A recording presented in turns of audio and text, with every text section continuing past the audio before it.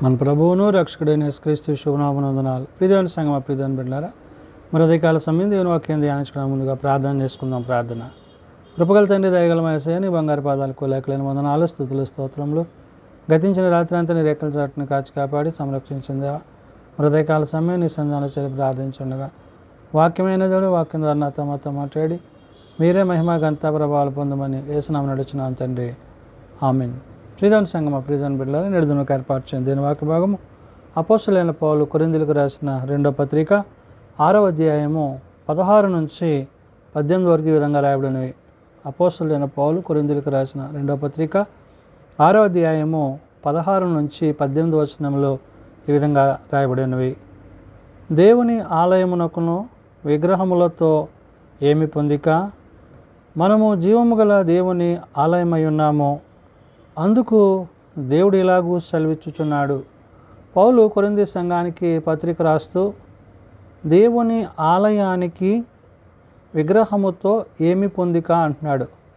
ఆలయము అనగా నివసింపజేసేది, విగ్రహము అనగా స్వహస్తాలతో చేయబడేది.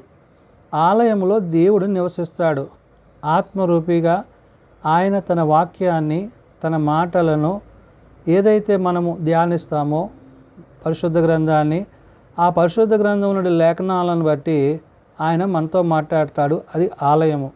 విగ్రహము అనగా మనుష్యులు తమ స్వహస్తాలతో చేసి ఒక చోట పెట్టేది విగ్రహము. అది మాట్లాడదు, పలకదు, ఉనికి లేనిది. కాబట్టి ఇక్కడ పౌలు కొరింథీ సంఘానికి చెప్తున్న మాట ఏంటి? దేవుని ఆలయమునకు విగ్రహముతో ఏమి పొందిక అంటున్నాడు. అంటే జీవము గల దానికి జీవము లేని దానికి ఏ విధమైన సంబంధమో లేదు. జీవాత్మ కలిగిన మనము, జీవించుచున్న మనము జీవము కలిగిన దేవుణ్ణి సేవించాలి. అంటే వాక్యము చేత, ఆత్మ చేత, శరీరము చేత విశ్వాసములో కొనసాగవలసి ఉంది. కానీ జీవము లేని వైపు జీవము కలిగిన నీవు ఏ విధంగా సేవ చేయగలవు అనే విషయాన్ని పౌలు గుర్తు చేశాడు. అందుకని అంటున్నాడు, మనము జీవము గల దేవుని ఆలయమై ఉన్నాము అంటున్నాడు. అంటే ఈ ఆలయం ఏంటి? ఆలయములో జీవం ఉంది. ఆ జీవాత్మ మనల్ని జీవింపజేసి ఆయన వాక్యము చేత మనతో మాట్లాడి మనలను ఆయన యొక్క ఉద్దేశాలకు, ఆయన ఉద్దేశాలు మనకి తెలియజేసి మనల్ని జీవింపజేస్తాడు. కాబట్టి ఆలయం యొక్క ప్రాధాన్యత ఏంటంటే జీవముతో కూడినది, విగ్రహం అనేది జీవము లేనిది అనే విషయాన్ని పౌలు ఇక్కడ తెలియజేస్తూ, అందుకు దేవుడు ఇలాగూ సెలవిచ్చుచున్నాడు అంటున్నాడు. ఏమని? నేను వారిలో నివసించి సంచరింతును అంటున్నాడు. ఎవరిలో? ఎవరైతే ఆలయంలో ఉంటారో, ఎవరైతే వాక్యాన్ని ధ్యానిస్తారో, ఎవరైతే వాక్యానుసారంగా జీవిస్తారో వారిలో ఆయన నివసిస్తాడు. ఎందుకని? ఆయన జీవాత్మ అన్నాడు. మనలను ఆయన తన సహస్రాల చేత నిర్మించి మన నాసికారంధ్రంలో ఆయన జీవవాయువు వదగనడు, జీవాత్మ ఆయను. కాబట్టి జీవించుతున్న ఆత్మ ఆయనే ఉన్నాడు. కాబట్టి ఆయనకి అధికారం మన మీద ఉంది. కాబట్టి ఆయన మనతో మాట్లాడడానికి నిత్యము ఆయన ఇష్టపడుతున్నాడు. కాబట్టి నువ్వు వాక్యం చదివినప్పుడు, ధ్యానించినప్పుడు, ప్రార్థించినప్పుడు, స్తుతించినప్పుడు నీతో ఆయన ముచ్చటించడానికి సిద్ధపడతాడు. అది దానిని దేవాలయము అనే విషయాన్ని ఇక్కడ పౌలు గుర్తు చేశాడు. కాబట్టి అన్నాడు, నేను వారిలో నివసించి సంచరింతును, నేను వారి దేవుడనై యుందును, వారు నా ప్రజలై యుందురు అంటాడు. నేను వారి దేవుడనై, ఎందుకని? వారు నన్ను తెలుసుకున్నారు, వారు నా యందు విశ్వాసం ఉంచారు, వారికి నేను సమస్తాన్ని తెలియజేస్తున్నాను.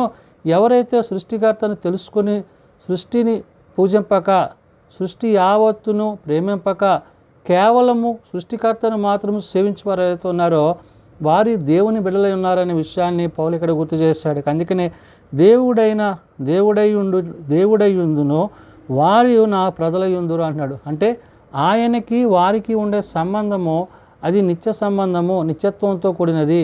నిజముగా దేవునితో మనం సహవాసాన్ని కలిగి ఉంటే మనము మరి జీవము లేని వాటి వైపు మనస్సు కలిగి ఉండమనే విషయాన్ని పౌలు ఇక్కడ ప్రత్యేకించి తెలియజేశాడు. కాబట్టి ఏమంటాడు? కావున మీరు వారి మధ్య నుండి బయలువెడలి ప్రత్యేకముగా ఉండి అంటాడు. అంటే ఎవరి మధ్య? ఎవరైతే జీవము లేని వాటి వైపు మనస్సు కలిగి ఉంటున్నారో అక్కడ నుంచి మీరు ప్రత్యేకపరచబడండి. అంటే జీవము కలిగిన దేవుని యందు ఉన్న నీవు జీవము లేని వాటి వైపు నీవు వెళ్ళొద్దు, నీ హృదయాన్ని వాటి వైపు మర్చుకోవద్దు. ఎందుకంటే నిన్ను కని, నిన్ను పోషించి, నిన్ను పెంచి, నిన్ను తన ఆత్మచేత నింపుతున్న జీవాధిపతి అయిన ఆ దేవాది దేవుని యొక్క ఉద్దేశాలు ఏవైతున్నావో వాటి ప్రకారం నువ్వు జీవించవలసి ఉందనే విషయాన్ని పౌలు కొరింథీ సంఘానికి తెలియజేసి చెప్తూ అంటున్నాడు, పవిత్రమైన దానిని అంటే దేవుని యొక్క పరిశుద్ధత, దేవుని యొక్క ప్రత్యక్షత, దేవుని యొక్క సమస్తాన్ని నీవు ఆలయంలో పొందుకోవడానికి జీవింపజేసే ఆ ఆత్మ ఏదైతే ఉందో అది నిన్ను ప్రత్యేకపరిచేదై ఉన్నది. ఆ ప్రత్యేకతను నీవు కలిగి ఉంటావు. కాబట్టి అవిశ్వాసులతో విజ్జోడుగా ఉండకూడదు అనే మాటని ఇక్కడ పౌలు గుర్తు చేశాడు. అంటే ఎవరైతే విశ్వాసమును కాక, విశ్వాసమును ప్రేమించక, విశ్వాసము లేనివారై ఉంటారో వారితో నీకు ఉండే సంబంధము అది సరైంది కాదు అనే విషయాన్ని గుర్తు చేస్తున్నాడు. అంటే విశ్వాసి అయిన వాడు దేవుని మాటల చేత, వాక్యము చేత కృపయందు కొనసాగేవాడై ఉంటాడనే విషయాన్ని గుర్తు చేశాడు. కాబట్టి ఇక్కడ అంటాడు, కావున మీరు వారి మధ్య నుండి బయటవెడలి ప్రత్యేకముగా ఉండుడి అంటున్నాడు. వీరి మధ్య ఎవరైతే విగ్రహాలను సేవించేవారో, జీవం లేని వాటి యందు మనసు కలిగి ఉంటారో, ఆత్మ లేని వారే ఉంటారో వారి యందు నుండి నువ్వు దూరపరచబడి ఏమంటున్నాడు, అపవిత్రమైన దానిని ముట్టకుడి ప్రభువు చెప్పుచున్నాడు అంటున్నాడు. అపవిత్రమైనది అంటే పవిత్రము కానిది, దానివల్ల నీకు పరిశుద్ధత రాదు, పవిత్రత రాదు, దానివల్ల ఉపయోగం లేదు. కాబట్టి అపవిత్రమైనది అంటే ఉపయోగం లేనిదిగా ఉన్నదనే విషయాన్ని పౌలకడ దాన్ని గూర్చి మాట్లాడుతూ ముట్టకుడని ప్రభువు చెప్పుచున్నాడు. మరియు నేను మిమ్మును చేర్చుకొందును, మీరు నాకు తండ్రులై ఉందరు, మీరు నాకు కుమారులై ఉందరు, కుమార్తెలునై ఉందరు అని సర్వశక్తి గల ప్రభువు చెప్పుచున్నాడు. అంటే ఎవరైతే ఆయన మాట వింటారో, ఎవరైతే ఆయన ఉద్దేశానుసారంగా నడుచుకుంటారో, ఎవరైతే ఆయన వాక్యానుసారంగా జీవించడానికి తమ హృదయాలను సరిచేసుకుంటారో వారితో ఆయన సత్సంబంధాన్ని, ఆయన ప్రేమానురాగాలను కలిగి ఉంటాడు. కాబట్టి నీవు జీవించుచున్న ఆత్మను కలిగి ఉండి, జీవాత్మను కలిగి ఉండి, నిన్ను కలుగు చేసిన దేవాది దేవుని యందు నువ్వు మనసు కలిగి ఉంటే నీవు నీ హృదయాన్ని, నీ ఆలోచనను, నీ తలంపును, సమస్తాన్ని ఆయన వాక్యముందు నిలిపిన వాడు అవుతావు. ఆ వాక్యము నిన్ను ఎక్కడ తీసుకెళ్తుందంటే కృపాసత్య సంపూర్ణిగా నిన్ను నిలబెడతాది. అంటే దేవునితో నీకుండే సంబంధము, తండ్రి నీకు అనుగ్రహింపజేసిన ఆ యొక్క ఉన్నతమైన స్థలములలో నీవు ఎవరి యందు విశ్వాసం ఉంచావో, ఆయన నీ కొరకు ప్రాణం పెట్టారో ఆ క్రీస్తు యేసు యొక్క జనన మరణ పునరుత్థానాలను బట్టి నీవు నిత్యరాజ్యానికి వారసుడు, వారసురాలు అవుతావు. కాబట్టి ఇహమందున్న వాటి యందు మనసు ఉంచక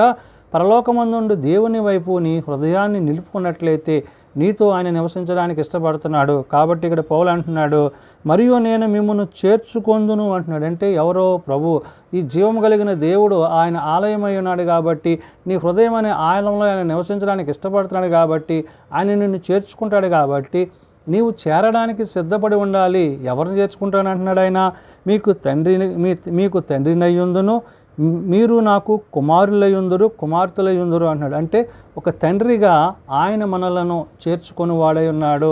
కుమారులుగా, కుమార్తెలుగా మనం ఆయన సొంత బిడ్డలుగా ఆయన చేర్చుకుని వాడై ఉన్నాడు. కాబట్టి ఆ జీవము కలిగిన దేవుని యందు, ఆ జీవాధిపతి యందు మనం జీవించాలంటే ఆయనను ఆత్మతో, సత్యముతో ఆరాధించేవారై ఉండాలి.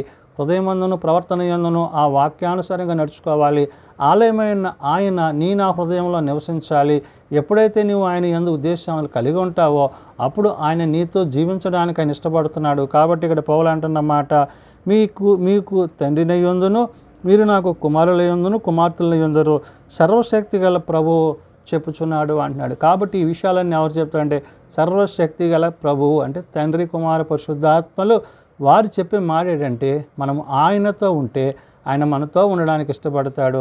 ఒకవేళ మనం ఆయన కాదంటే మనల్ని తృణీకరిస్తాడు. కాబట్టి మనము ఆయనను కలిగిన వారుగా, ఎరిగిన వారముగా, ఆ నిత్యరాజ్యంలో ఆయనతో జీవించే వారంగా ఉండాలని ఉదయకాల సమయమున భక్తుడైన పౌలు తన యొక్క పత్రిక ద్వారా తెలియజేస్తున్న మాటలు. ప్రార్థన చేసుకుందాం.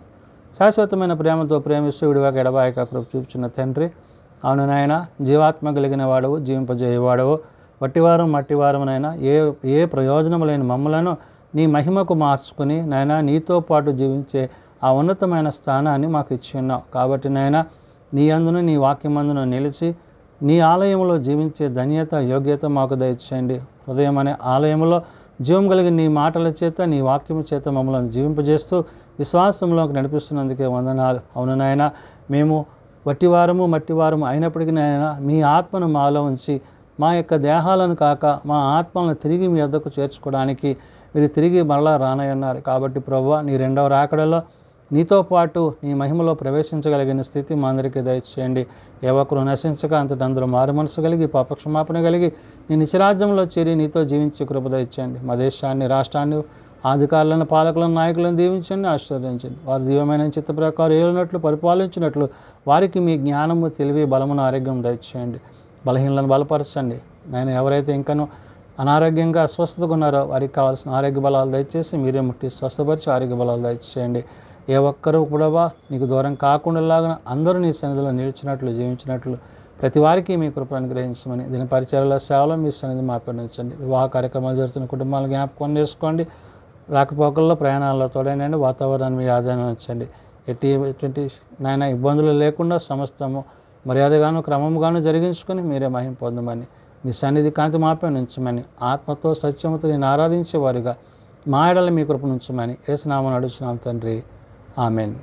పరలోకమందున మా తండ్రి, నీ నామం పరిశుద్ధపరచబడుగాక, నీ రాజ్యం వచ్చుగాక, నీ చిత్తం పరలోకమందు నెరవేర్చినట్లు భూమి మీద నెరవేరుగాక. మానదినాలు మాకు దయచేయము. మళ్ళీ ప్రార్థన చేసిన వారిని మేము క్షమించున్న ప్రకారం మా ప్రార్థనను క్షమించము. శోధనలు తేక దుష్టులను తప్పించము. రాజ్యము, శక్తి, మహిమ నిరంతరము నీవే ఉన్నావు తండ్రి. ఆమెన్. మన పరమ తండ్రి దేవుని ప్రేమ, ప్రభువైన యేసుక్రీస్తు కృప, పరిశుద్ధాత్మ నిత్య సహాయము నిరంతరము సదా తోడయండి సంరక్షించును గాక. ఆమెన్.